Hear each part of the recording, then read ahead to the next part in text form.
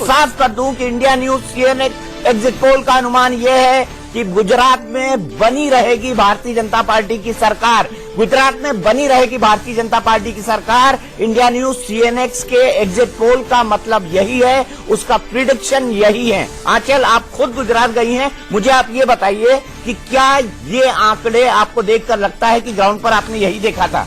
लेकिन आप जिस वक्त गई थी, मैं आपको कॉशन कर दूं कि उस वक्त जो है माहौल बहुत ज्यादा, कांग्रेस जो है बहुत हाई पिच पे चल रही थी, हाई मोरल ग्राउंड पे चल रही थी। बाद में वो परिवर्तित हुआ। लेकिन आंचल, मैं आपके पास आऊंगा, उससे पहले मैं चलता हूं जाने माने सेफोलॉजिस्ट और स्वराज अभियान से जुड़े हुए योगेंद्र यादव जी के पास। योगेंद्र यादव जी, आपने 3 सिनेरियो दिए थे। तीनों सिनेरियो में आपने कहा था कि कांग्रेस का चीफ मिनिस्टर ही बन रहा है। ये आपने सीएसडीएस और एबीपी न्यूज का जो प्रेडिक्शन था उसके आधार पर अपने प्रेडिक्शंस निकाले थे। आपके अपने प्रेडिक्शंस हैं, लेकिन अब एग्जिट पोल ये कह रहा है कि बीजेपी की सरकार बन रही है। क्या आपको अभी भी भरोसा है अपने इन अनुमानों पर?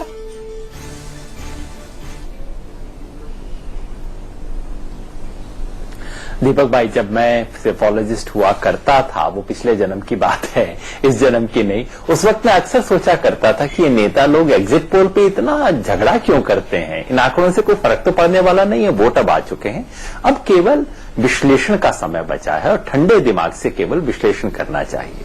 तो आपके आंकड़ों से झगड़ने का कोई प्रश्न ही नहीं होता। इन एनी केस मैं स्पष्ट कर दूं कि मैंने जो कल प्रोजेक्शन किए थे, मैंने स्पष्ट भी बार बार किया था। वो क्या होता है, चुनाव से एक दिन पहले हम बहुत ज्यादा एक्साइटेड हो जाते हैं। ये जैसा आपने स्पष्ट किया कि ये कोई मैंने विशेष तौर पे सर्वेक्षण करवाया नहीं, ना आज मेरे लिए संभव है।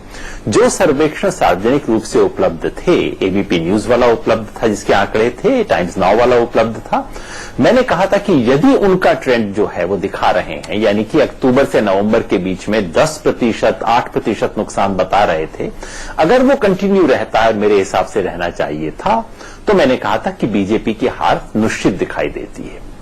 वो उस समय का कयास था। अब एग्जिट पोल के आंकड़े आ गए हैं, गंभीर आंकड़े हैं, हम इस पे बात करते हैं। आपके एग्जिट पोल के हिसाब से बीजेपी लगभग वैसी ही जीत दोबारा हासिल करेगी जैसी कि वो पिछले 20 साल से करती आ रही है। ये संभव है। लेकिन एक बात मैं केवल आपका ध्यान दिलाऊंगा, पिछले 20 साल से जब बीजेपी जीतती रही थी, 115, 117, 121 सीट जब आती थी उसे, तो उसका कांग्रेस से 10% वोट का फासला रहा करता था। 9.5, 10, 10.5% का फासला रहता था। मैं थोड़ा सा हैरान हूं कि आप कह रहे हैं एक तरफ तो कि फासला सिर्फ 2.5% का रहेगा, लेकिन दूसरी तरफ आप कह रहे हैं कि उसको सीटें उतनी ही आएंगी जितनी पहले आती थी।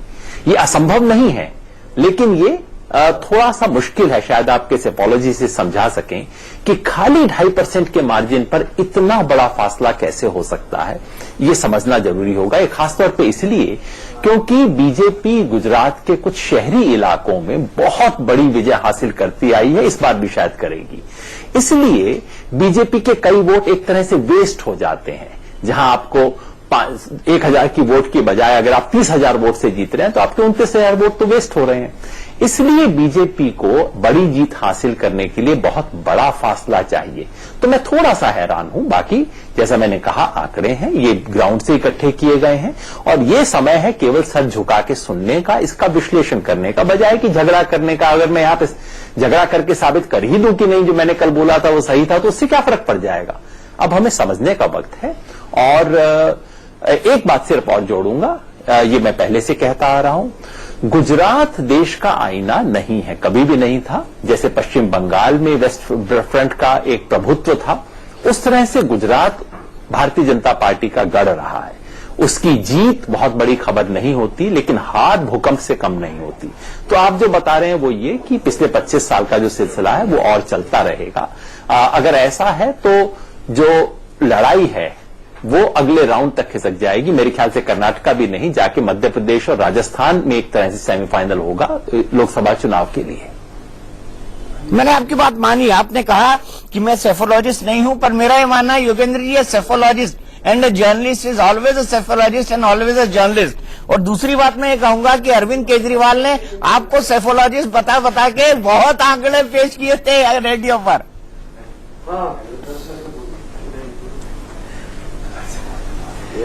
नहीं, मैंने केवल अपनी तरफ से जो कहा था उस पर आज भी कायम हूं, और आप आज भी वापस जाके चेक कर लीजिए। मैंने उस वक्त 2012 में और 2013 में और 2015 में आम आदमी पार्टी के बारे में जो कुछ कहा था वो गलत नहीं निकला था। तो उस वक्त भी मैंने ये खेल नहीं किया था कि सेफोलॉजिस्ट का इस्तेमाल करके राजनीति को आगे बढ़ाना।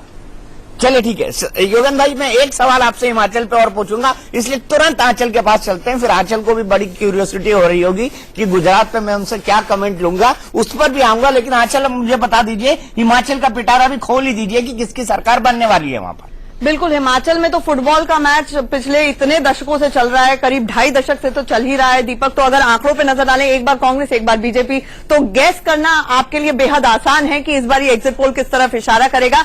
हिमाचल के आंकड़े देख लेते हैं। 68 सीटों में 2012 में 26 सीटें बीजेपी के पास गई थी, 36 सीटों से कांग्रेस ने सरकार बनाई थी और 6 सीटें जो हैं वो अदर्स के खाते में गई थी।